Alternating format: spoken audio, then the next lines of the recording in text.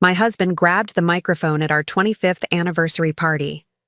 The whole family watched. "Let's be honest," he laughed. "I made the money. She just changed diapers. She is lucky I kept her." The hotel owner, a billionaire who had been watching from the shadows, stepped onto the stage. He snatched the mic from my husband and said, "She isn't lucky. She is the one who got away. I've been waiting 25 years for you to make a mistake like this. I'm glad to have you here. Follow my story until the end and comment the city you're watching from, so I can see how far my story has reached." I should have known something was wrong the moment I saw Easton adjusting his tie in that particular way, the same way he did before important business presentations. 25 years of marriage teaches you to read the signs, even when you wish you couldn't. The Grand Meridian Ballroom sparkled around us, every surface gleaming under the massive crystal chandeliers. White lilies, my favorite flowers, though Easton had chosen them because they photographed well, filled enormous vases throughout the room. The scent was almost overwhelming, sweet and cloying, mixing with the expensive perfumes of our 200 guests. I smoothed my hands over the blue silk dress I'd chosen so carefully. Easton had barely glanced at it when I'd shown him earlier, too busy reviewing his speech notes. I'd spent 3 hours at the salon that morning, wanting to look perfect for our anniversary celebration. 25 years, a quarter of a century. It should have felt like an achievement. Instead, as I watched Easton glad hand his business associates and their wives, I felt invisible. Again. The children, though at 23 and 20 I suppose I should stop calling them that, had flown in for the occasion. Michael stood near the bar with his girlfriend, looking uncomfortable in his rented tuxedo. Sarah chatted with her college friends at a table near the back, barely acknowledging my presence when I'd tried to join their conversation earlier. When had I become a stranger in my own family? The thought was interrupted by the sharp tapping of metal against crystal. Easton stood at the small stage the hotel had set up, microphone in hand, that familiar, confident smile spreading across his face. The room gradually quieted, conversations fading to expectant murmurs. "Ladies and gentlemen," his voice boomed through the speakers, and I felt that old flutter of pride I'd always felt when he commanded a room. "Thank you all for joining Antoinette and me tonight as we celebrate 25 wonderful years of marriage." Applause filled the ballroom, and I managed to smile, clasping my hands together to stop them from trembling. This was it. Our moment. Our celebration of everything we'd built together. "You know," Easton continued, his tone shifting to something more casual, more intimate, "I've been thinking about what makes a marriage work, what makes it last through all the ups and downs." I leaned forward slightly, curious despite myself. We'd never really talked about what made our marriage work. We just existed together, parallel lives that occasionally intersected. "And I realized," Easton said, his smile widening as scattered chuckles rippled through the crowd, "it comes down to knowing your roles, understanding who brings what to the table." Something cold settled in my stomach. The way he said it, the slight emphasis on certain words. It felt wrong. Calculated. "Let's be honest here," Easton's voice carried easily through the suddenly silent room. "I made the money. I built the business. I provided the lifestyle we all enjoy."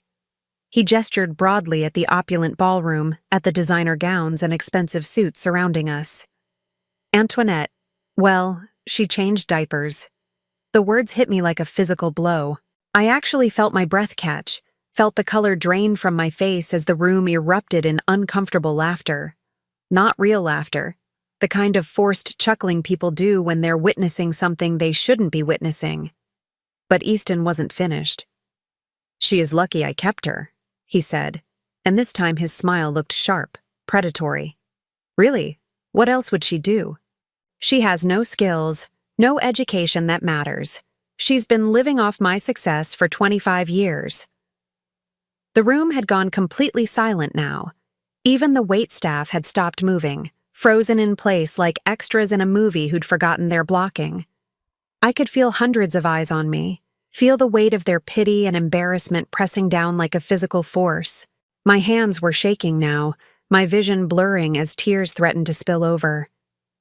25 years of my life reduced to diaper changing and lucky breaks. 25 years of supporting his dreams, raising his children, managing his household, being the perfect wife, all of it dismissed with casual cruelty in front of everyone we knew. I started to stand, needing to escape, needing to find somewhere to hide and process what had just happened. But before I could take a single step, another voice cut through the silence. "Excuse me." The voice was calm, controlled, but it carried an authority that made everyone turn, including Easton. I turned too, and felt my heart stop completely. Landon Blackwood stood at the edge of the stage, tall and silver-haired and completely unchanged in all the ways that mattered. 25 years had been kind to him. He'd grown into his angular features, his dark eyes more commanding than ever. He wore a perfectly tailored black suit that probably cost more than most people's cars, but he moved with the same quiet confidence he'd had as a struggling design student. What was he doing here? How was he here? Then I remembered. The Grand Meridian was his hotel. He owned the entire chain now. Landon Blackwood Hotels, with properties on 4 continents. I'd read about his success in magazines over the years, always with a mixture of pride and regret I'd never been able to fully examine. Easton blinked, his confidence faltering for the first time all evening. "I'm sorry. Who are you?" Landon stepped onto the stage with fluid grace, reaching for the microphone. "I'm Landon Blackwood. I own this hotel." His voice was pleasant, conversational, but there was steel underneath it. "And I need to interrupt your speech." Easton pulled the microphone back, his jaw tightening. You're in the middle of humiliating a remarkable woman," Landon said, his voice carrying clearly without amplification. "And I won't allow that to continue in my establishment." The ballroom had become a theater, every guest riveted by the drama unfolding on stage. I sat frozen, my heart pounding so hard I was sure everyone could hear it. Landon gently but firmly took the microphone from Easton's hand. When he spoke again, his voice filled the room with quiet authority. "Ladies and gentlemen, I apologize for interrupting this celebration, but I think you should know something about the woman this man just insulted." He turned to look directly at me, and something in his expression made my breath catch. It was the same look he'd given me all those years ago when he'd asked me to marry him. The same look I'd turned away from because Easton represented safety, security, everything I thought I needed. "Antoinette isn't lucky," Landon said, his eyes never leaving mine. "She isn't fortunate to have been kept by anyone. She is the one who got away. And I've been waiting 25 years for the man who won her to make exactly this kind of mistake." The silence that followed was absolute. No one moved, no one breathed, no one seemed capable of processing what they'd just heard. Easton's face had gone from confident to confused to something approaching panic. "What? What are you talking about? Who are you to her?" Landon finally looked away from me, turning to face my husband with an expression I couldn't quite read. "I'm the man who loved her first. The man who would have spent every day of the last 25 years making sure she knew exactly how extraordinary she is." The microphone fell from Easton's limp fingers, hitting the stage with a sharp screech of feedback that made half the room wince. But I barely heard it over the roaring in my ears, the way my entire world had just shifted on its axis. Landon loved me first. Was still. Did he still? "Antoinette," Landon said, stepping to the edge of the stage, extending his hand toward me. "Would you like to get some air? I think we have a lot to talk about." I looked at his outstretched hand, then at Easton's stricken face, then at the sea of shocked expressions surrounding us. 200 people waiting to see what I would do, waiting to see if I would take the hand being offered to me or stay seated in the chair where I'd just been publicly humiliated. For the first time in 25 years, the choice was entirely mine. I stood up, my legs somehow steady despite the earthquake happening inside my chest. I walked toward the stage, toward Landon's waiting hand, toward a future I couldn't even begin to imagine. Behind me, I heard Easton's voice, small and panicked. "Antoinette, don't you dare! Don't you dare walk away from me!" But I was already walking, and for the first time in decades, I wasn't looking back. The cool night air hit my face like a benediction as Landon led me through the hotel's private entrance, away from the stares and whispers that had followed us out of the ballroom. My hand was still in his, and I couldn't bring myself to let go. It felt like an anchor in a storm I hadn't even realized was brewing. We walked in silence through the hotel's elegant corridors until he stopped at a set of glass doors that opened onto a private terrace overlooking the city. The lights of downtown stretched out below us, and for the first time in hours, I could breathe properly. "Are you all right?" Landon asked softly, finally releasing my hand. I almost laughed at the absurdity of the question. Was I all right? My husband had just humiliated me in front of 200 people, and the man I'd chosen not to marry 25 years ago had just declared his love for me in the same breath. All right seemed like a foreign concept. "I don't know," I said honestly, wrapping my arms around myself. The evening was warm, but I felt cold down to my bones. "I don't know anything anymore." Landon shrugged out of his jacket and draped it over my shoulders without asking. It smelled like expensive cologne and something else, something that brought back a flood of memories I'd been suppressing for decades. "You were studying industrial design," he said quietly, and I startled at the unexpected direction of his thoughts. "At Northwestern. You were the most talented student in our program." My throat tightened. Nobody had mentioned my design work in years. Not since I'd packed away my portfolio and easel to become Mrs. Easton Crawford, full-time wife and mother.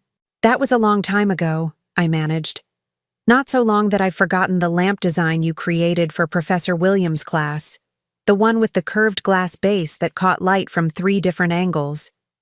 Landon's voice was warm with remembered admiration. He said it was the most innovative piece he'd seen in 15 years of teaching. I closed my eyes, remembering. I'd been so proud of that lamp, so excited about the possibilities it represented. I'd had plans, sketches for an entire line of lighting fixtures that would revolutionize residential design. I was going to change the way people thought about illumination in their homes. Instead, I'd gotten pregnant with Michael and married Easton, and those sketches had ended up in a box in our attic, forgotten like so many other dreams. "Why are you here, Landon?" I asked, needing to redirect the conversation before the memories became too painful. "I mean, I know you own the hotel, but tonight? Why tonight?" He was quiet for a long moment, looking out over the city. When he finally spoke, his voice was careful, measured. "I've been keeping track of you, Antoinette. Not in a stalking way," he added quickly, seeing my expression. "But you were the love of my life. When someone matters that much to you, you don't just forget they exist." The love of his life. The word sent a shock through my system that I wasn't prepared for. "I knew about the anniversary party," he continued. "I knew Easton had booked the ballroom. I told myself I wouldn't interfere, wouldn't insert myself into your life. But then I heard him practicing his speech this afternoon. My stomach dropped. You heard. He was in the presidential suite, going over his remarks with his assistant. The walls aren't as soundproof as guests think they are." Landon's jaw tightened. He was laughing about it, Antoinette, about how he was going to put you in your place in front of everyone, about how you'd gotten too comfortable lately, needed to be reminded of your position in the marriage. The words hit me like physical blows. Easton had planned it, had scripted my humiliation, rehearsed it, anticipated my reaction like a business presentation. 25 years of marriage, and he'd reduced our relationship to a power play. "I couldn't let it happen," Landon said simply. "I couldn't stand there and watch him destroy you without fighting back." Fighting back. When was the last time anyone had fought for me? When was the last time I'd fought for myself? The answer came with brutal clarity. Never. I'd never fought for anything I wanted. I'd always chosen the safe path, the expected path, the path of least resistance. Like choosing Easton over Landon. The memory hit me with sudden, devastating force. I was 21 again, standing in my tiny apartment near campus, staring at two very different proposals. Literally. Both men had proposed to me within a week of each other. Landon had been passionate, romantic, down on one knee in the campus sculpture garden with a ring he'd designed himself. A simple band with a small diamond surrounded by tiny pieces of colored glass arranged like a sunburst. He'd been broke, surviving on instant noodles and student loans. But his eyes had burned with certainty when he'd told me he loved me. "I don't have much to offer you right now," he'd said, his voice shaking with emotion. "But I'll spend every day of my life making sure you never regret saying yes." Easton's proposal had come 3 days later, in an expensive restaurant downtown. His ring was a traditional solitaire, 2 carats, flawless. He'd talked about security, about the life he could provide, about my future being safe with him. He'd had a plan, a 5-year timeline for his career advancement, a projected income chart, a list of neighborhoods where we'd look for houses. I'd chosen the plan. I'd chosen security over passion, certainty over possibility. I'd convinced myself it was the mature decision, the smart decision. I'd been such a fool. "Do you remember the project we worked on together?" Landon asked suddenly. "Senior year, the integrated living space design?" Of course I remembered. We'd spent 3 months developing a revolutionary concept for multifunctional furniture that could transform small spaces. Modular pieces that served multiple purposes. A complete rethinking of how people lived in urban environments. It had been brilliant, innovative, ahead of its time. "Professor Chen said it was graduate-level work," I whispered. "It was better than graduate-level work. It was market-ready. We could have patented it, started a company." Landon turned to face me fully. "But you dropped out of the program to marry Easton." The guilt I'd carried for 25 years pressed down on me like a physical weight. I'd abandoned our project, left Landon to complete it alone. He'd gotten full credit, but we both knew it had been a collaboration. "I'm sorry," I said, the words feeling inadequate. "I'm so sorry, Landon. I was young and scared and—" "Don't apologize," he said firmly. "I didn't bring it up to make you feel guilty. I brought it up because 6 months after you left, Easton started a furniture company. Crawford Designs. His first product line was remarkably similar to our project. The world seemed to tilt sideways. What are you saying?" "I'm saying your husband built his fortune on stolen ideas, Antoinette. Ideas you helped create." The memory came flooding back, Easton asking me about my classwork, showing interest in my projects for the first time since we'd started dating. I'd been so flattered by his attention, so eager to share my passion with him, that I'd shown him everything, every sketch, every prototype, every innovative concept I'd developed. He'd listened with such apparent fascination, asking detailed questions about materials and manufacturing processes. I'd thought he was trying to understand my world, trying to connect with the part of me he'd never shown much interest in before. Instead, he'd been stealing it. "The modular coffee table that launched his company," Landon continued quietly. "The one that could be reconfigured into a dining table and storage unit? That was your design, wasn't it?" It was. I'd sketched it during a late-night study session, frustrated by the limitations of my tiny apartment. Easton had found the sketch on my kitchen counter and studied it for nearly an hour, asking me to explain every detail. "He said he wanted to understand my work," I whispered, my voice breaking. "He said he was proud of my creativity." He was. Proud enough to claim it as his own. The betrayal hit me in waves. It wasn't just the humiliation in the ballroom tonight. It was 25 years of lies, 25 years of building a life on stolen dreams, 25 years of watching my husband take credit for my innovations while dismissing me as nothing more than a housewife. Every major breakthrough Crawford Designs has had, I said slowly, pieces clicking into place with horrible clarity. The expandable shelving system, the convertible workspace furniture, the eco-friendly material innovations. I helped develop all of those. I gave him the ideas, helped him work through the problems, and then he made you feel like you were lucky to be included in his success, Landon finished. Made you feel like your contributions were insignificant. I thought about all the times I'd tried to talk to Easton about design, about my ideas for improving his products or developing new ones. He'd listen with that patronizing smile, pat my hand, and tell me I didn't understand the business side of things. He'd made me feel stupid for having opinions about an industry I'd once dreamed of revolutionizing. Why didn't you say something? I asked. All these years, why didn't you tell me? Landon was quiet for a long moment. Because you chose him, he said simply. Because you seemed happy, and I didn't want to be the bitter ex who couldn't let go. Because I hoped, that maybe he really did love you enough to deserve you. And now? His smile was sad but determined. Now I know better. Tonight proved that he never understood what he had. He never saw you the way I saw you. The way I still see you. The way he still saw me. Present tense. After 25 years of silence, after building an empire while I disappeared into domestic invisibility, he still saw me as the woman I'd been, the woman I'd forgotten I could be.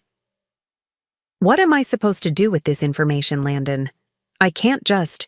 I have children, a life, responsibilities. You have choices, he said gently. Maybe for the first time in 25 years you have real choices. Choices. The word felt foreign, dangerous. I'd spent so long following the path laid out for me that I'd forgotten there could be other paths. The offer I made in there, Landon continued, about us talking, about the future. I meant it, Antoinette. I've built something real over the past 25 years. I have resources, connections, opportunities. I could help you reclaim what's yours. Your marriage ended tonight, he said, not unkindly, but with absolute certainty.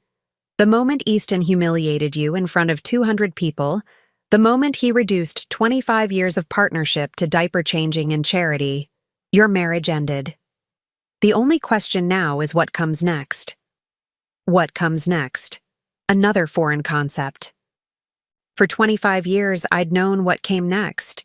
Another day of supporting Easton's dreams while burying my own. Another day of being grateful for scraps of attention from my own family. Another day of diminishing myself to make others comfortable.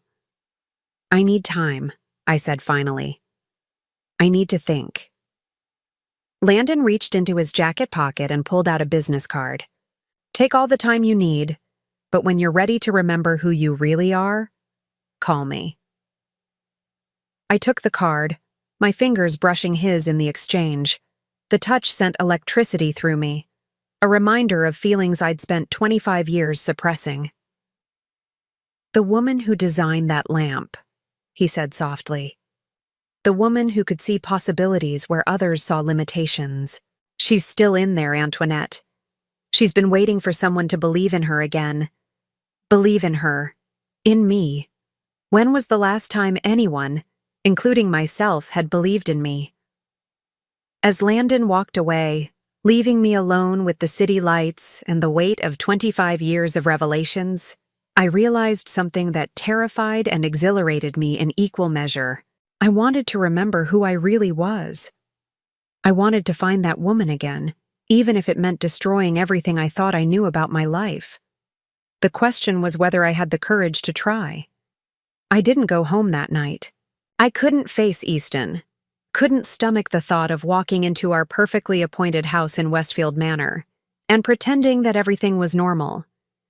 Instead, I drove aimlessly through the city until I found myself parked outside the old Northwestern campus, staring at the building where I'd once believed I could change the world. My phone had been buzzing incessantly since I'd left the hotel. Easton, the children, even some of the guests from the party, probably calling to satisfy their curiosity about the drama they'd witnessed. I'd turned it off an hour ago, needing the silence to think. Landon's business card sat on my dashboard, catching the streetlight like a small beacon. I'd picked it up and put it down a dozen times, my finger hovering over his number. What would I even say? Thank you for destroying my marriage? Thank you for revealing that my entire adult life had been built on theft and lies? Thank you for reminding me who I used to be? When my phone finally rang at 7 in the morning, I almost didn't answer. But the caller ID showed Sarah's name, and something in me couldn't ignore my daughter, even now. Mom? Sarah's voice was small, uncertain. Where are you? Dad's been calling everyone, and Michael's freaking out, and what happened last night? I closed my eyes, feeling the weight of 23 years of motherhood pressing down on me. How could I explain this to my children? How could I tell them that their father had built their comfortable life on stolen dreams? That their mother had been complicit in her own erasure? I'm okay, sweetheart, I said finally.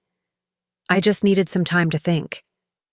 But that man, the one who said those things about you and Dad, who was he? The one who said those things. Not the one who humiliated me. Landon was the one Sarah was questioning. Even now, even after witnessing Easton's cruelty, she was more concerned about the stranger who'd defended me than the father who'd torn me down. I'd raised them to see me as less than. I'd raised them to accept their father's version of reality where I was lucky to be included, grateful to be kept. The realization was devastating.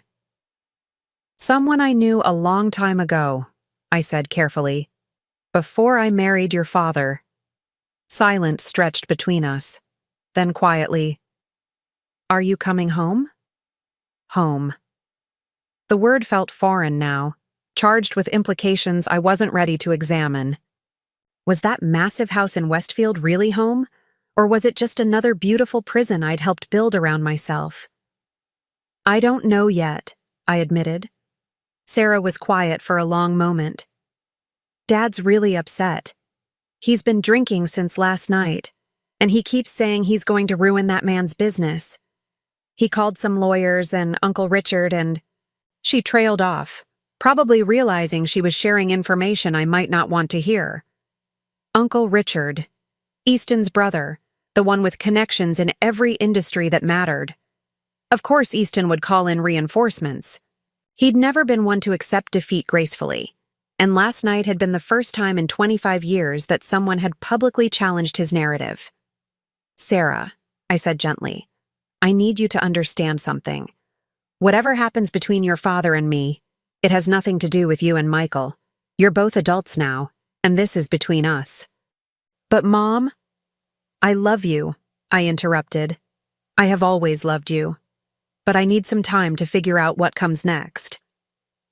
After I hung up, I sat in the car for another hour, watching students hurry across campus with their backpacks and coffee cups and urgent conversations. They looked so young, so full of possibility. Had I ever looked like that? Had I ever moved through the world with that kind of confident purpose? Yes, once. Before I'd learned to make myself smaller, before I'd convinced myself that dreams were luxuries I couldn't afford. My phone buzzed with a text from an unknown number. I know you're struggling with all of this. When you're ready to hear the whole story, I'll be at the Meridian. Suite 1207. No pressure, no expectations, just truth. L. The whole story. What more could there possibly be? But even as I thought it, I knew I was going to go. I'd spent 25 years living with half-truths and carefully constructed narratives.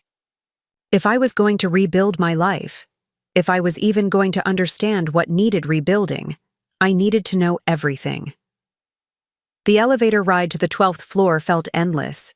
I'd changed clothes at a department store, trading my evening gown for simple jeans and a sweater. But I still felt exposed, vulnerable. What was I doing? What was I hoping to accomplish?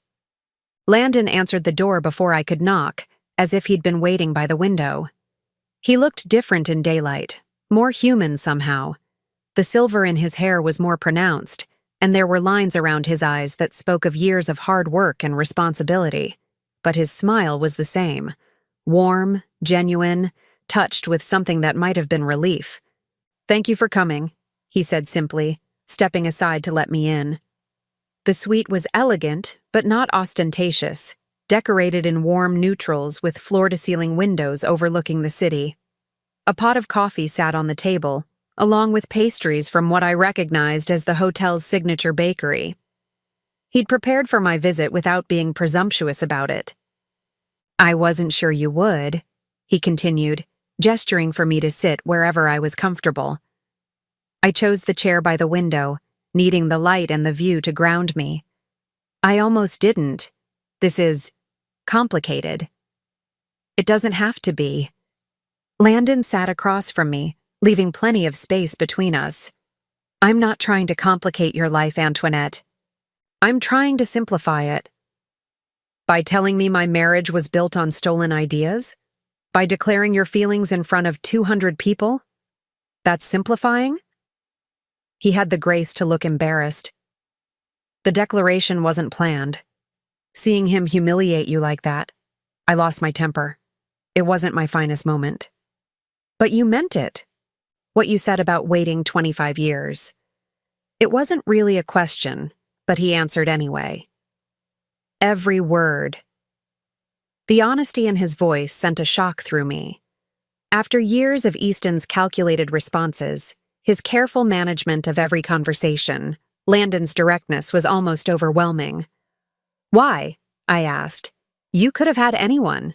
You built an empire. You're successful, powerful. Why hold on to feelings for someone who rejected you?"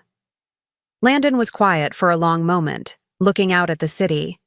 When he spoke, his voice was soft but certain. "Do you remember the night before you accepted Easton's proposal? We were in your apartment, working on the lighting project. You'd been struggling with the power distribution problem for weeks." I remembered. I'd been frustrated to the point of tears, convinced that my design was fundamentally flawed. "You were about to give up," Landon continued. "You said it was impossible, that you weren't smart enough to solve it. And then you had that moment of inspiration, the cascade design that would distribute power through multiple pathways. Do you remember what you said when it finally worked?" I did remember. I'd been so excited, so proud of the breakthrough. I said it felt like flying. "You said it felt like flying," he repeated, and I realized that I wanted to spend the rest of my life watching you have those moments. I wanted to be there every time you figured out something impossible, every time you created something beautiful. I wanted to build a life around your dreams taking flight. The memory was so vivid I could almost smell the coffee we'd been drinking, could almost feel the excitement that had coursed through me when the design finally came together. It had been one of the last times I'd felt that way, truly alive, truly myself. "But you chose safety instead," Landon said, not accusingly, but with deep sadness. "And I understood why. Easton offered you security, certainty. I was offering you. Well, I was offering you a leap of faith." "I was scared," I whispered. "I was 21 and terrified of making the wrong choice." "I know. And I've spent 25 years wondering if I could have made it easier for you. If I could have offered you more security, more certainty. If I could have convinced you that taking the leap was worth it." "You never tried to contact me. After I got engaged, you just disappeared." Landon's smile was rueful. "I went to Europe, spent 5 years working for design firms in Milan and Barcelona, trying to forget you. It didn't work, but it did teach me a lot about business, about building something from nothing. When I came back to the States, I was determined to create the kind of success that would have made you proud to choose me. And then I realized that building an empire out of wounded pride was a hollow victory. I had everything I thought I wanted, But I was still missing the one thing that mattered. The one thing that mattered. Me. He was talking about me as if I was something precious, something worth waiting for. After years of being treated as an afterthought, as lucky to be kept, the attention was almost dizzying. Landon, I need to ask you something, and I need you to be completely honest. He nodded, his expression serious. Last night, when you said Easton built his business on our ideas, how much of his success actually came from my work? Landon hesitated, and I knew the answer was going to be worse than I'd imagined. All of it, he said finally. Every breakthrough product Crawford Designs has launched in the past 25 years originated from concepts you developed, either from our college work or from ideas you shared with him during your marriage. The room seemed to spin around me. All of it. Not just the original modular furniture line, but everything. The expandable shelving that had made Crawford Designs a household name. The eco-friendly materials that had won them industry awards. The space-saving solutions that had revolutionized urban living. All mine. All stolen. How do you know that? I asked, my voice barely above a whisper.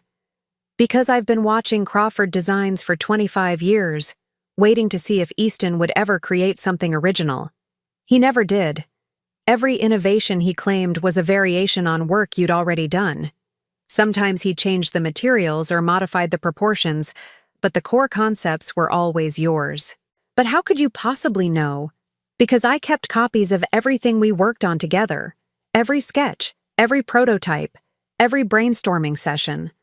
I told myself it was for professional reference, but really, I couldn't let go of the last pieces of you I had.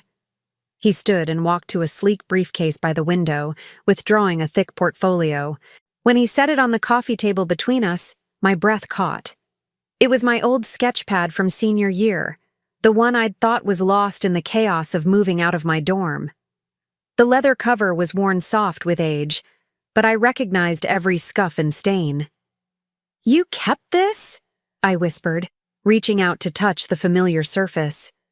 I kept everything, Landon said quietly, including the original design for the lamp that started it all, the one Professor Williams called revolutionary, the one that became the basis for Easton's first product line.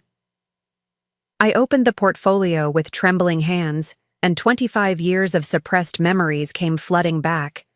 Page after page of detailed sketches, concept drawings, innovative solutions to design problems that wouldn't become industry standard for years. Work I'd poured my heart and soul into. Work I'd been so proud of. Work I'd convinced myself had been meaningless amateur efforts.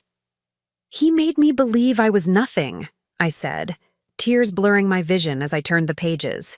He made me believe these were just silly student projects. They weren't silly, they were brilliant, and they made him rich. Rich on my ideas, successful on my innovations, respected for stealing my dreams. What am I supposed to do with this information? I asked, looking up at Landon through my tears. Sue him? Destroy my children's father? Blow up my entire life for revenge? I'm not asking you to destroy anything, Landon said gently. I'm asking you to reclaim what's yours. The ideas, yes, but more than that. I'm asking you to reclaim yourself. Reclaim myself. The woman who'd designed these innovations, who'd seen possibilities where others saw limitations. The woman who'd felt like she was flying when a complex problem finally yielded to her imagination. How? I asked. How do you reclaim 25 years of lost identity? Landon leaned forward, his eyes intense. You start creating again. You remember what it felt like to solve impossible problems. You let yourself dream big again. I'm 56 years old, Landon. I've been out of the design world for decades. Technology has changed. Markets have evolved. Design is design, he interrupted. Good ideas are timeless. And you. He reached across the table and covered my hand with his. You were always the most innovative thinker I knew. That doesn't just disappear. His touch was warm, solid, real. For the first time in years, I felt like someone was seeing me, really seeing me, not as a wife or mother or convenient accessory, but as myself. "I have an offer for you," Landon said, his voice steady and sure. "Not a romantic proposition, not a rescue mission. A business opportunity." I raised an eyebrow, curious despite my emotional upheaval. "I'm launching a new division of Blackwood Hotels, sustainable design consulting. Hotels around the world are demanding eco-friendly, space-efficient solutions, but most design firms are still thinking in outdated paradigms. I need someone who can revolutionize how we approach hospitality spaces." My heart began to pound. "You're offering me a job?" "I'm offering you a partnership. 50-50 ownership of the new division, full creative control, a chance to see your ideas implemented on a global scale." His grip on my hand tightened slightly.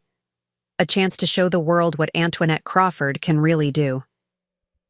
A partnership, creative control, global scale. The words sent electricity through me, awakening something that had been dormant for so long I'd forgotten it existed. "The salary would be $200,000 to start," Landon continued, "plus profit sharing once we're established. But more importantly, you'd own your work. Every design, every innovation, every breakthrough, it would be yours. Legally, publicly, permanently yours. Own my work." After 25 years of watching Easton profit from my ideas, the concept felt revolutionary. "I can't," I said automatically, the response so ingrained I didn't even think about it. "I mean, I have responsibilities, obligations." "To whom?" Landon asked quietly. "To the husband who humiliated you publicly? To the children who are adults with their own lives? To yourself?" To myself. When was the last time I'd had an obligation to myself? "I need time," I said. But even as I spoke the words, I could feel something shifting inside me. A spark of the old excitement, the old hunger to create something meaningful. "Take all the time you need," Landon said. "But while you're thinking, consider this. Right now, Easton is probably planning how to discredit me, how to minimize what happened last night. He's going to try to convince everyone, including you, that I'm just a bitter man trying to steal his wife." "Aren't you?" I asked, but without accusation. I genuinely wanted to know. Landon's smile was sad but honest. "Maybe partly, but mostly, I'm a businessman who recognizes exceptional talent when I see it. And I'm someone who believes that 25 years is long enough for brilliance to stay buried." Long enough for brilliance to stay buried. The phrase resonated through me like a bell. How long was I willing to keep burying who I really was? How long was I willing to let fear keep me small? "There's something else you should know," Landon said, releasing my hand and reaching for another folder. "About what Easton's planning to do next." My stomach clenched. "What do you mean?" "My security team picked up some interesting phone calls from your house last night. Calls to his lawyer, his brother, some business associates. He's not planning to apologize or try to win you back, Antoinette. He's planning to destroy you." "Destroy me how?" Landon's expression was grim. "He's going to claim you're having a mental breakdown, that you're emotionally unstable, possibly dangerous. He's going to use last night as evidence that you need psychiatric help, that you can't be trusted to make rational decisions about your future." The words hit me like ice water. Of course. Of course Easton wouldn't just let me walk away. He'd turn my moment of strength into evidence of weakness, my first act of self-preservation into proof of instability. "He can't do that," I said, but my voice sounded uncertain even to myself. "He can try. And if he succeeds, if he convinces a judge that you're mentally incompetent, he could gain control over your assets, your medical care, your entire life. You'd become his ward, legally obligated to submit to whatever treatment he deems necessary." The horror of it crashed over me. Not just divorce, not just humiliation, but complete legal subjugation.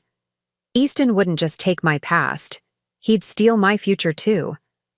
"But if you had your own income, your own professional identity, your own legal standing.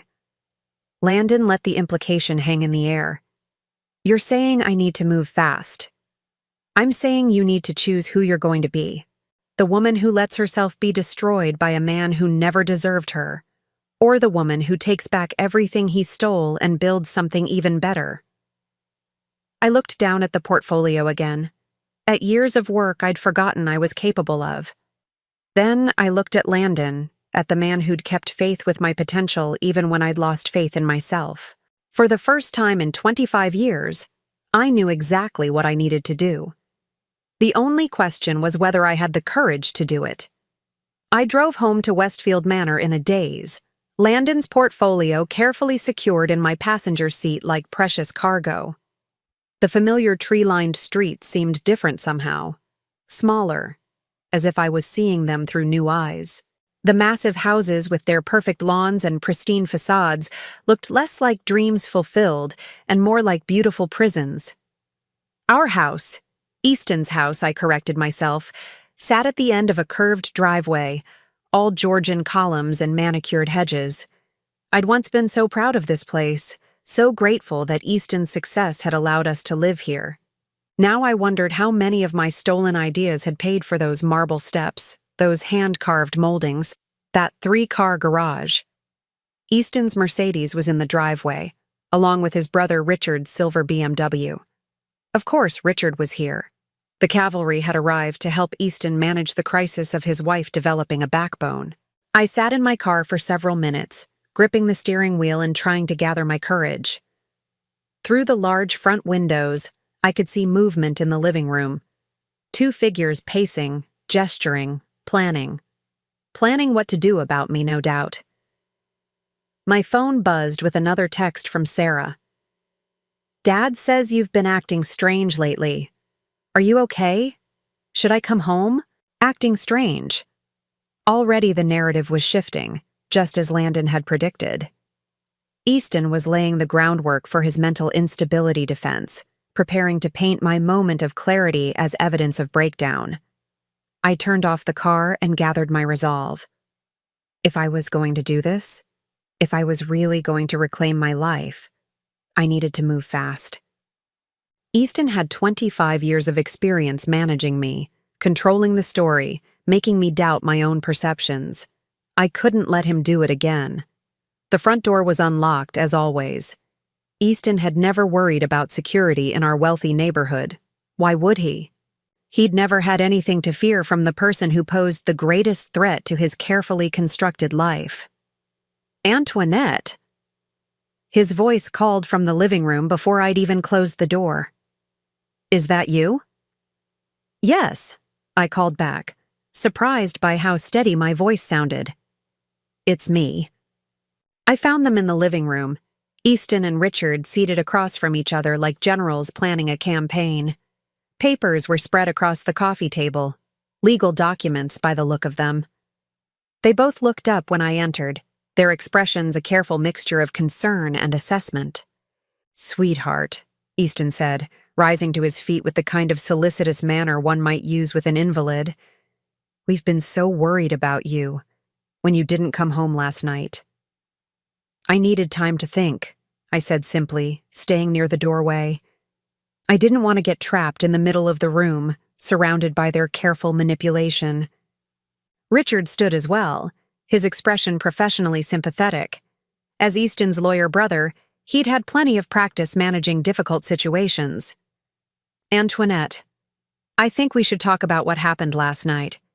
Easton's told me about the incident at the party. The incident? Already my humiliation was being reframed as something I'd caused, something that needed to be managed rather than addressed. Has he? I asked, looking between the two men. And what exactly did he tell you? Easton's jaw tightened slightly. I told him about Landon Blackwood's inappropriate behavior, how he inserted himself into our celebration, made those ridiculous claims about your past relationship. Ridiculous claims? I repeated, feeling that familiar cold anger settling in my chest.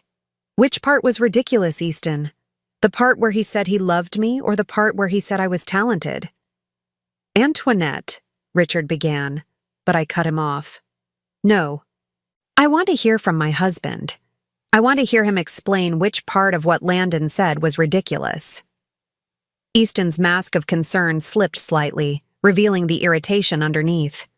The man is obviously unstable. He's been fixated on you for 25 years, building some kind of fantasy around a college relationship that ended decades ago.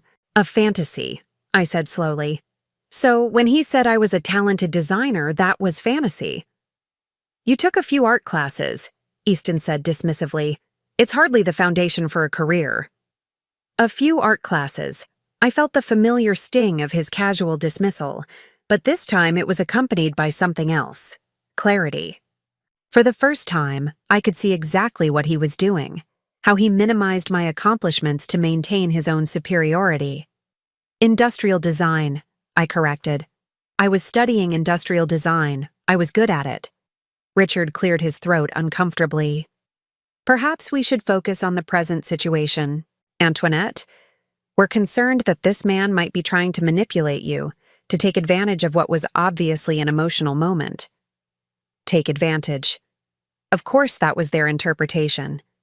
It couldn't be that someone genuinely valued me, genuinely saw potential in me. It had to be manipulation, exploitation. He offered me a job, I said quietly. The silence that followed was deafening. Easton's face went through several expressions: surprise, disbelief, anger, before settling on condescending amusement. A job? He laughed, and the sound was sharp, cutting. Sweetheart, you haven't worked in 25 years. What kind of job could you possibly be qualified for? There it was. The casual cruelty that had become so familiar I'd stopped noticing it. The automatic assumption that I was useless, unemployable, dependent on his charity for survival. A design position, I said, my voice gaining strength. A partnership, actually, in sustainable hospitality design. Richard and Easton exchanged a look, one of those male glances that said clearly what they thought about my intelligence, my judgment, my ability to assess reality. Antoinette, Richard said gently, I think you need to consider the possibility that this man is not being entirely honest with you. Men like Blackwood don't offer partnerships to people without extensive professional experience. Men like Blackwood, successful men who built real empires, who made real decisions. Unlike women like me, who just changed diapers and got lucky. Unless, Easton added, his voice taking on a nastier edge, he's not really interested in your design skills. The implication hung in the air like a toxic cloud. Of course that was what they'd assume, that any interest in me had to be sexual, predatory, inappropriate. The idea that I might have actual value, actual talent worth investing in, was apparently too far-fetched to consider. You think he offered me a partnership because he wants to sleep with me? I asked, my voice dangerously quiet. I think, Easton said carefully, that you're emotionally vulnerable right now, and that men like Blackwood are experts at exploiting that vulnerability. Exploiting vulnerability. Everything about this conversation was about my weakness, my susceptibility, my inability to think clearly or protect myself. They weren't discussing my humiliation at the party, Easton's public cruelty, or the problems in our marriage. They were focused entirely on managing the threat I apparently posed to their carefully ordered world. What would you like me to do? I asked, curious to hear their plan. Richard leaned forward, his expression earnest and professional. We think you should consider getting some help. You've been under a lot of stress lately, and last night was obviously traumatic. There are excellent facilities that specialize in helping people work through these kinds of episodes. Episodes? There was the word Landon had warned me about. My moment of self-respect was being reframed as a mental health crisis requiring professional intervention. What kind of facilities? I asked, though I already knew the answer. Residential treatment centers, Richard said smoothly. Places where you could get the support you need to work through whatever you're going through. away from external pressures and influences that might be confusing you. Away from Landon, away from anyone who might remind me that I had options, that I deserved better, that I was worth more than Easton's version of charity. "How long would this treatment last?" I asked. Easton and Richard exchanged another look. "As long as necessary," Easton said. "Until you're feeling more like yourself again." More like myself. The irony was breathtaking. They wanted to send me away until I was willing to be the diminished version of myself they were comfortable with. Until I stopped remembering that I used to have dreams, used to have talent, used to believe I could fly. And if I refuse? The silence stretched uncomfortably. Finally, Richard spoke. "Antoinette, if you're not capable of making rational decisions about your own well-being, then the people who love you have to step in." There it was. The threat Landon had predicted, delivered with lawyerly precision. Submit to treatment voluntarily, or they'd have me declared incompetent and force me into it. I looked around the living room, at the expensive furniture I'd helped choose, the artwork we'd collected together, the family photos that documented 25 years of carefully curated happiness. None of it felt like mine anymore. It all felt like props in someone else's life, someone else's story. "I need to get a few things from upstairs," I said finally. "Of course," Easton said, his relief evident. He thought I was surrendering, accepting their assessment of my mental state. "Take your time. We can discuss the details when you're ready." I walked upstairs slowly, my mind racing. They were giving me rope, expecting me to hang myself with compliance. Instead, I was going to use it to climb out of the hole they'd spent 25 years digging for me. In our bedroom, Easton's bedroom, really, since I'd never been allowed to decorate it the way I wanted, I pulled out a small suitcase and began packing carefully. Not too much, nothing that would suggest I wasn't coming back. Just enough to survive for a few days while I figured out my next move. At the bottom of my jewelry box, hidden beneath layers of rarely worn accessories, I found my original Northwestern student ID. The photo showed a young woman with bright eyes and confident posture, someone who believed she could change the world through good design, someone who'd never learned to make herself smaller. I tucked the ID into my purse along with Landon's business card and my old portfolio. Then I sat at the small writing desk by the window and composed 2 letters. The first was for my children. Michael and Sarah. By the time you read this, I'll have made a choice that might be difficult for you to understand. Your father will probably tell you that I'm having some kind of breakdown, that I need help.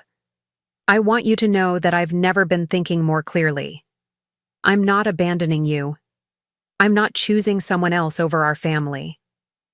I'm choosing myself for the first time in 25 years. I'm choosing to remember who I was before I learned to disappear. I love you both more than words can express. But I can't keep living as half a person, and I can't keep pretending that diminishing myself is the same thing as keeping our family together. I hope someday you'll understand. I hope someday you'll be proud of me for finding the courage to fly again. All my love, Mom. The second letter was shorter, addressed to Easton. I accept your job offer. When you're ready to discuss the terms of our partnership, you know how to reach me. A. But that letter wasn't for Easton. It was for Landon. I sealed both letters, left the first on my pillow and tucked the second into my purse. Then I picked up my suitcase, took one last look around the room that had never really felt like mine, and walked downstairs.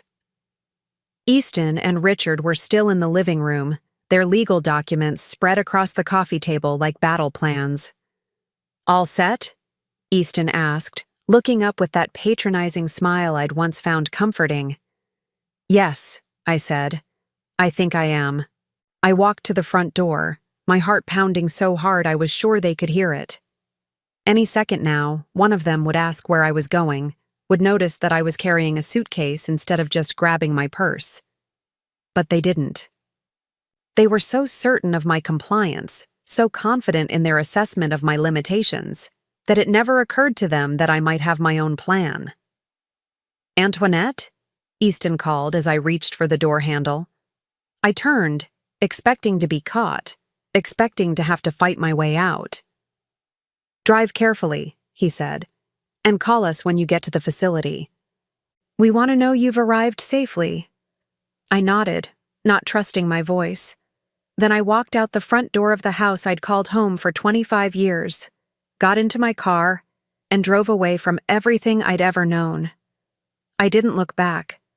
For the first time in my adult life, I didn't look back. The drive to the Meridian Hotel felt like flying. When I knocked on the door of Suite 1207, Landon answered immediately, as if he'd been waiting by the window again. His expression shifted from hope to concern when he saw my suitcase.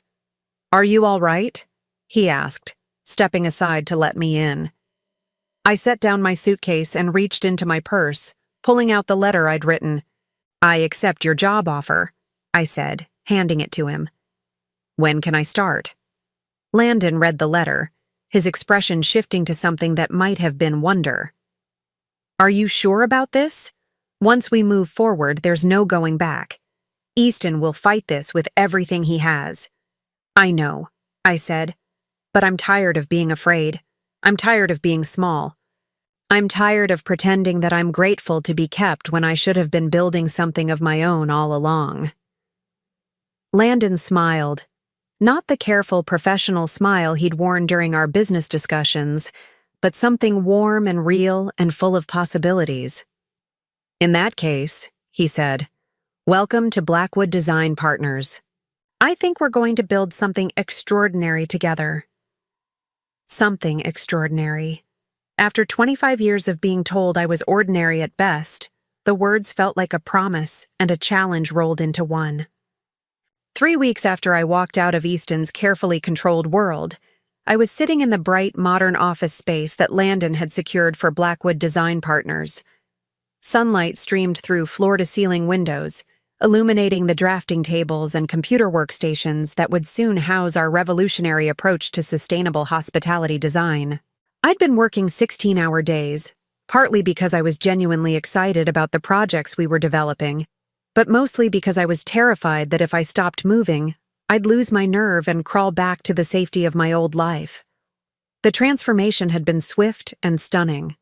In just 3 weeks, I'd designed a modular hotel room system that could reduce construction costs by 30% while increasing energy efficiency by nearly half. The prototype had hotel executives flying in from around the world to see what we were creating. But success, I was learning, came with a price. My phone had been ringing constantly since the first industry article about Blackwood Design Partners had been published. Not with congratulations or business inquiries, but with increasingly frantic calls from Easton. I'd stopped answering after the first few conversations made it clear that he wasn't interested in reconciliation. He was focused entirely on damage control. This morning's voicemail had been particularly venomous. "You think you can just walk away and play businesswoman? You think that man actually cares about your pathetic little sketches? I built everything you're trying to destroy, Antoinette. Everything. And I'm not going to let you take it away." I was reviewing the latest designs for our Singapore project when Sarah knocked on my office door. I looked up, surprised to see her. We'd spoken on the phone several times since I'd left, but she'd never visited my new workplace. "Mom?" She stood uncertainly in the doorway, looking younger than her 20 years. "Do you have a minute?" "Of course, sweetheart. Come in." I gestured to the comfortable chairs by the window, clearing away the architectural drawings that covered every surface. Sarah sat down carefully, her designer purse clutched in her lap like a shield. She was dressed in the kind of expensive casual wear that screamed private college student, clothes that Easton's stolen success had purchased.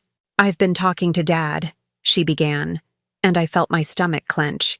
"He's really worried about you, about this whole situation." "I'm sure he is," I said carefully. "What exactly has he told you?" Sarah shifted uncomfortably. "He says you're having some kind of midlife crisis, that this man Landon is taking advantage of you." That you're going to lose everything you've worked for. Everything I'd worked for. The irony was breathtaking. And what do you think? I don't know what to think, Sarah said, her voice small. This place is amazing, and you seem different, happier. But Dad says you're making a huge mistake, that you're destroying our family for some fantasy. Our family. I studied my daughter's face, seeing echoes of my own features mixed with Easton's stronger jawline. Sarah, do you remember much about me from when you were little? She frowned. What do you mean? Do you remember me ever working? Ever having interests outside of taking care of you and your brother? You volunteered at our schools. You organized charity events. You managed the household. But do you remember me ever creating anything? Ever pursuing my own dreams? Sarah was quiet for a long moment. No, she said finally. But that's what mothers do, right? They sacrifice for their families. Sacrifice for their families. There was the lesson I'd taught her without meaning to, that women existed to serve others, that our own dreams were luxuries we couldn't afford. Sarah, I need to tell you something about your father's business, about how Crawford Designs really started. Over the next hour, I showed her everything. The original portfolio Landon had preserved, the timeline of Easton's innovations compared to my college work, the undeniable evidence that Crawford Designs had been built on stolen ideas. Sarah went through several emotional stages as the truth sank in: disbelief, anger, confusion, and finally, a kind of numb acceptance. All of it? She asked, her voice barely above a whisper. Everything he built came from your work? Not everything, I said gently. Your father is a talented businessman, a skilled marketer. He knew how to take good ideas and turn them into successful products. But the ideas themselves, yes, they were mine. Sarah stared at the sketches spread across my desk, her face pale. Why didn't you ever say anything? Why didn't you fight for credit? Because I believed him when he said I was lucky to be included. Because I thought supporting his success was more important than claiming my own. Because I was young and scared, and I'd been taught that good wives don't compete with their husbands. But now you're competing with him, Sarah said, and there was something in her voice I couldn't quite identify. Now I'm finally being myself, I corrected. For the first time in 25 years, I'm using my talents for my own benefit instead of someone else's. Sarah was quiet for several minutes, studying the designs with new understanding. These are really yours? All of them? Every sketch, every concept, every innovation that made your father's fortune.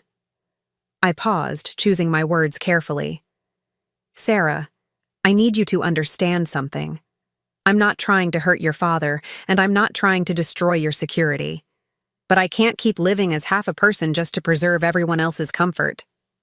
What about us? Sarah asked, and now I could hear the fear underneath her composure. What about me and Michael? If you're right about this, if Dad's business really is based on stolen ideas, what happens to our future? It was a fair question, and one I'd been grappling with since I'd made my choice. I don't know, I admitted, but I do know that building your future on lies is no foundation at all. Before Sarah could respond, my phone rang. Landon's name appeared on the caller ID, and I could see from his expression through the glass wall of his office that something was wrong. Excuse me, I told Sarah, then answered the call. What is it? Antoinette, you need to come to my office immediately. We have a problem. I found Landon pacing behind his desk, his usual composed demeanor replaced by something approaching agitation. Sarah had followed me, hovering in the doorway uncertainly. What's wrong? I asked. Landon gestured to his computer screen, which displayed what looked like a legal document. Easton filed an injunction this morning. He's claiming that all the design work you've done for Blackwood Partners is stolen intellectual property that belongs to Crawford Designs. My blood turned to ice. He can't do that. Those designs are completely original.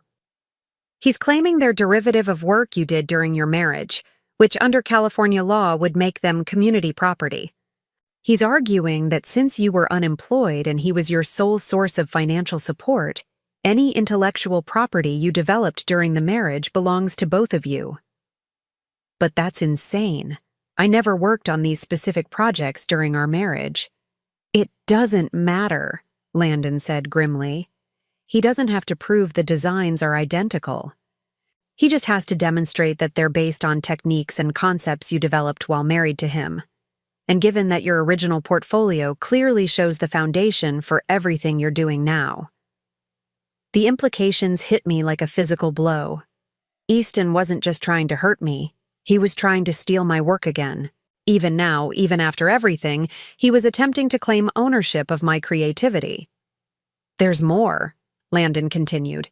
He's also filed for an emergency restraining order, claiming you're mentally unstable and that I'm manipulating you into making decisions that are harmful to your well-being and your family's financial security. Sarah gasped from the doorway. I'd forgotten she was there, forgotten that she was witnessing her parents' marriage implode in real time. What does that mean? I asked, though I was afraid I already knew. It means that until the court hearing next week, you're legally prohibited from making any business decisions or entering into any new contracts. It also means that if the judge rules in his favor, you could be forced to return all compensation you've received from Blackwood Partners and undergo psychiatric evaluation. The room seemed to spin around me. In one brilliant legal maneuver, Easton had managed to paint me as both a thief and a madwoman. If he succeeded, I'd lose everything. My newfound career, my financial independence, possibly even my freedom. Mom, Sarah said softly from the doorway, and I turned to look at her. Is this why you left? Because you knew he would do something like this? I thought about her question, about the pattern of control and manipulation that had characterized my entire marriage. Not specifically, I said, but yes, I knew that Easton would never let me go without a fight. I knew he'd try to destroy me rather than face the truth about what he'd done. Sarah walked into the office and sat down heavily in one of the chairs. I need to ask you something, and I need you to be completely honest with me. I nodded, bracing myself. Are you in love with Landon? The question caught me off guard. Not because it was inappropriate, but because I hadn't allowed myself to examine it carefully. I don't know, I said finally. I know that he sees me as a person worth respecting, worth investing in. I know that he makes me feel capable and valuable in ways I'd forgotten were possible, whether that's love or just gratitude. I honestly can't tell anymore. Landon cleared his throat uncomfortably. Perhaps I should give you two some privacy. No, Sarah said firmly. You should hear this too. She turned to face me fully. Mom, I've been watching Dad for the past 3 weeks since you left. He's been drinking more, staying up all night making phone calls, obsessing over ways to get back at you and Landon. He's not acting like a man who's lost the love of his life. He's acting like someone who's lost control of his property. The observation was so perceptive, so mature, that I felt a surge of pride even in the middle of my crisis. What are you saying? I'm saying that maybe it's time someone in our family chose truth over comfort. Sarah's voice was steadier now, more certain. Maybe it's time someone stood up to Dad instead of just enabling his behavior. I stared at my daughter, seeing her clearly for perhaps the first time in years. She wasn't just the spoiled college student I'd thought she was. She was a young woman capable of making hard choices, of seeing uncomfortable truths. Sarah, if I fight this, if I refuse to back down, things are going to get very ugly very quickly. Your father has resources, connections, legal expertise. He's going to make this as public and as painful as possible. I know, Sarah said simply. But Mom, I've seen your work over the past hour. I've seen what you're creating here. It's extraordinary. It's the kind of innovation that could change entire industries. Are you really going to let Dad steal that too? Let Dad steal that too. The phrase hit me like a revelation. This wasn't just about my current projects or my partnership with Landon. This was about whether I was going to spend the rest of my life letting Easton claim ownership of my creativity, my intelligence, my very identity. I looked at Landon, who had been watching this conversation with something that might have been amazement. What are our chances if we fight this? Honestly, it depends on the judge, on how well Easton's lawyers present their case, on whether we can demonstrate that your current work is substantially different from your original designs. He paused. But Antoinette, even if we lose in court, even if you have to walk away from this partnership, you'll have proven something important. Which is that you're not the helpless, dependent woman he's been telling everyone you are, that you're capable of building something significant on your own, that you're worth fighting for, even if you have to do the fighting yourself. Worth fighting for. After 25 years of accepting whatever scraps of respect Easton was willing to offer, the concept felt revolutionary. I thought about the young woman in those college sketches, the one who'd believed she could change the world through good design. I thought about the mother I wanted Sarah to become. Strong, independent, unafraid to claim her own worth. I thought about the woman I'd glimpsed in the mirror this morning, confident and purposeful in a way I hadn't been since I was 21. Then we fight, I said, my voice steady and sure. We fight with everything we have. Sarah smiled, the first genuine smile I'd seen from her in years. Good. And Mom, for what it's worth, I think you're going to win. As I looked at my daughter and my business partner, at the innovative designs covering every surface of our bright office, I realized something that filled me with quiet joy. I'd already won. Regardless of what happened in court, regardless of Easton's threats and manipulations, I'd already reclaimed the most important thing of all. The courthouse on that Tuesday morning looked like any other municipal building, gray stone, imposing columns, the kind of architecture designed to remind ordinary people that they were entering a place of serious business. But as I walked up those steps with Landon beside me, I felt anything but ordinary. I was wearing a navy blue suit I'd bought specifically for this hearing, the first professional clothing I'd purchased in 25 years. My hair was pulled back in a sleek chignon, and I carried a leather briefcase that contained not just legal documents, but every piece of evidence that proved who I really was.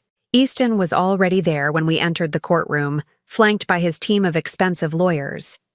Richard sat behind him, along with several business associates whose presence was clearly meant to demonstrate the serious financial interests at stake. They all looked supremely confident, like men who had never doubted their right to win. Easton caught my eye and smiled. That same patronizing smile I'd endured for 25 years.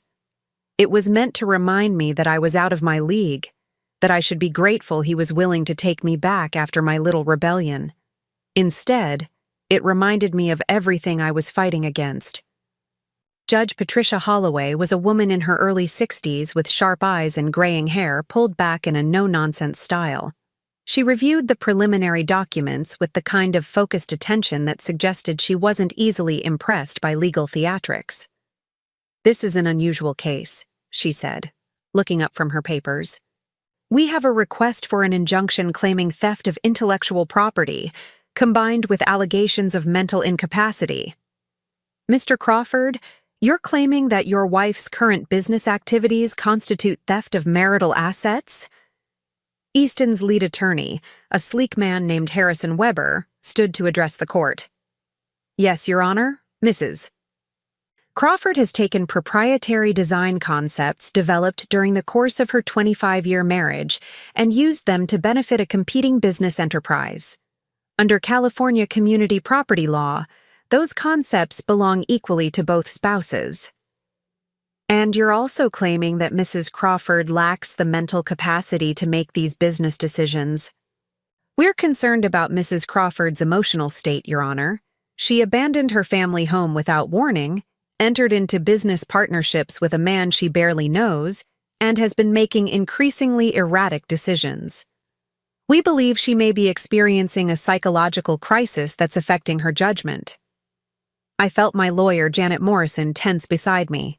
We'd prepared for this line of attack, but hearing it stated so clinically in open court was still jarring. "Mrs. Morrison," Judge Holloway said, "how does your client respond to these allegations?" Janet stood with quiet confidence. She was a woman about my age who'd built her reputation defending professionals in intellectual property disputes. "Your Honor, Mrs. Crawford is not mentally incapacitated, nor has she stolen anyone's intellectual property. What she has done is finally reclaim her own creative work after 25 years of watching her husband profit from her ideas." "That's a serious counter-allegation," the judge noted. "You're claiming that Mr. Crawford built his business on his wife's designs?" "We are, Your Honor, and we have extensive documentation to prove it." What followed was the most surreal hour of my life. Janet methodically presented the evidence we'd prepared, my original college portfolio, the timeline of Crawford Designs product launches, testimony from Professor Williams who remembered my work from Northwestern, even statements from former Crawford Designs employees who confirmed that I'd been the source of many innovative concepts over the years. Watching Easton's face as the truth unfolded was both satisfying and heartbreaking. He'd clearly expected this to be a simple matter of asserting male authority over a wayward wife. The idea that I might have legal standing, might have evidence, might actually be telling the truth, was obviously something his lawyers hadn't prepared him for. But the most important moment came when Judge Holloway asked me to address the court directly.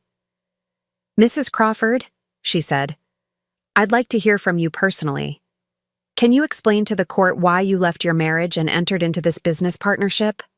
I stood slowly, my heart pounding but my voice steady. "Your Honor, I left my marriage because I realized I'd been living as half a person for 25 years. I'd convinced myself that supporting my husband's dreams was the same thing as having dreams of my own. I'd accepted that being grateful for his success was enough, even when that success was built on my work."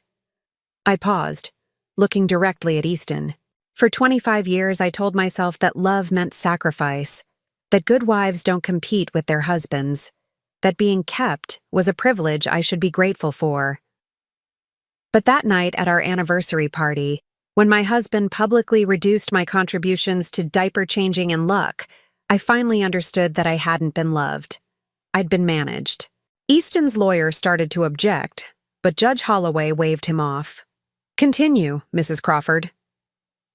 "The business partnership I entered into with Mr. Blackwood isn't built on stolen ideas, Your Honor. It's built on the ideas I never got to develop because I was too busy supporting someone else's career. It's built on concepts I created after I left my marriage, using skills I'd forgotten I had.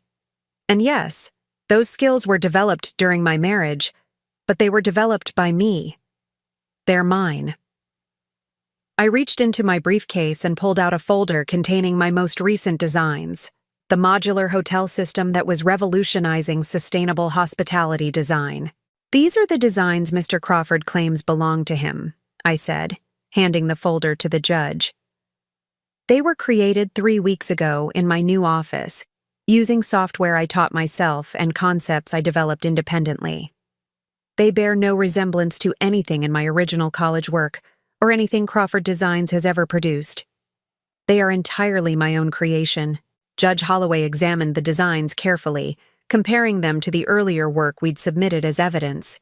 After several minutes, she looked up. "Mr. Weber, can you point to any specific similarities between these current designs and the work your client claims ownership of?" Easton's lawyer shuffled through his papers, clearly struggling. "The techniques are similar, Your Honor. The underlying approach to space utilization, the sustainable materials focus—" "Those are industry standards," Judge Holloway interrupted. "Any competent designer would use those approaches. I'm asking about specific design elements that demonstrate actual theft of intellectual property." Weber consulted with his team for several minutes before admitting, "The designs are substantially different in their specifics, Your Honor." "I see." Judge Holloway turned to me. Mrs. Crawford, regarding the allegations of mental incapacity, how do you respond? This was the moment I'd been both dreading and anticipating. Your Honor, if recognizing my own worth constitutes mental illness, then I suppose I'm guilty as charged. If leaving a marriage where I was treated as decorative property rather than a partner constitutes instability, then I accept that label. But if we're defining mental health as the ability to think clearly, make rational decisions, and pursue meaningful work, then I've never been healthier in my life. I gestured toward the courtroom where several hotel executives had come to observe the proceedings. In the 3 weeks since I left my marriage, I've designed a revolutionary hospitality system that's already attracted international attention. I've established professional relationships with industry leaders who value my expertise. I've created more innovative work than I produced in the previous 25 years combined. That's not the behavior of someone who's mentally incapacitated. Judge Holloway was quiet for several minutes, reviewing all the evidence we'd presented. Finally, she looked up. Mr. Crawford, she said, addressing Easton directly. I've reviewed the evidence presented by both sides. While it's clear that your wife did contribute significantly to your business success over the years, it's also clear that her current work represents original creation, not theft of existing intellectual property. Do you have any evidence that contradicts this assessment? Easton stood slowly, his confidence finally cracking. Your Honor, my wife is. She's not the same person she was. This man has filled her head with ideas about independence and careers. She's 56 years old. It's too late for her to start over. The words hung in the air like a confession. There it was. Easton's real concern wasn't about stolen property or mental illness. It was about control. It was about a woman who dared to claim her own life at an age when he believed she should be grateful for whatever he was willing to give her. Mr. Crawford, Judge Holloway said quietly, the court's job is not to determine whether your wife's life choices are wise or appropriate. The court's job is to determine whether she's legally competent to make those choices and whether she's committed any crimes in doing so. She paused, her expression stern. Based on the evidence presented today, I find that Mrs. Crawford is clearly competent to make her own business decisions. I also find that there's no evidence she's committed theft of intellectual property. Her current work, while building on skills developed during her marriage, represents original creation that she owns independently. I felt my knees almost buckle with relief. Janet squeezed my arm supportively. Therefore, the judge continued, the request for an injunction is denied.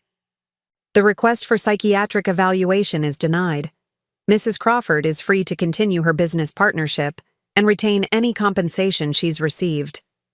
She looked directly at Easton. Mr. Crawford, I strongly advise you to consider whether pursuing this matter further is in anyone's best interest. The evidence suggests that your wife's contributions to your business success were far greater than you've acknowledged. Continuing to challenge her right to independent success could result in uncomfortable questions about the true origins of your own wealth. The threat was subtle but unmistakable. If Easton kept pushing, the court might start examining just how much of Crawford Designs really belonged to him. As we left the courthouse, I felt something I hadn't experienced in 25 years. Complete, unqualified victory. Not just legal victory, but personal vindication. A public acknowledgement that I was capable, competent, valuable. Sarah was waiting for us on the courthouse steps, having driven down from college to hear the verdict. When she saw my expression, she smiled. The same bright, confident smile I'd had at her age, before I'd learned to dim my own light. "How did it go?" she asked, though my face probably told her everything she needed to know. "Your mother," Landon said, his voice warm with admiration, "was magnificent." Later that evening, I stood on the balcony of my new apartment overlooking downtown, a glass of champagne in my hand, and the lights of the city spread out below me like scattered stars. It was a modest place compared to the mansion in Westfield Manor, but it was mine. Every piece of furniture, every decoration, every choice reflected my taste, rather than someone else's vision of who I should be.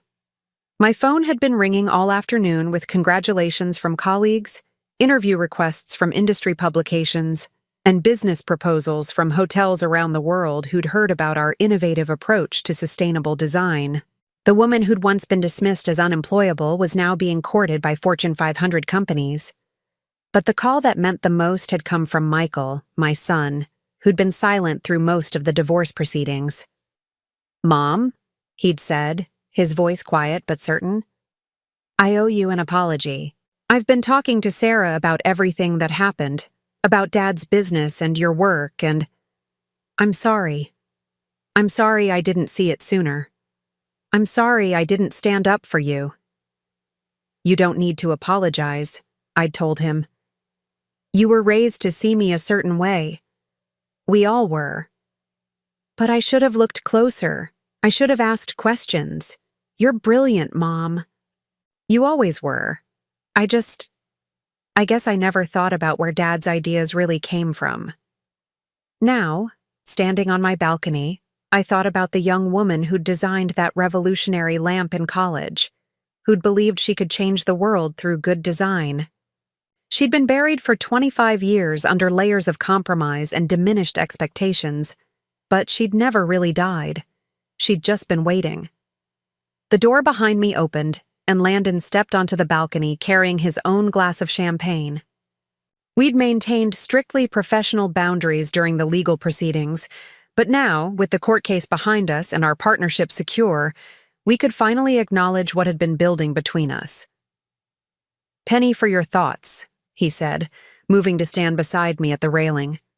"I was thinking about time," I said, "about how 25 years seemed like such a long time to wait, but now it feels like preparation.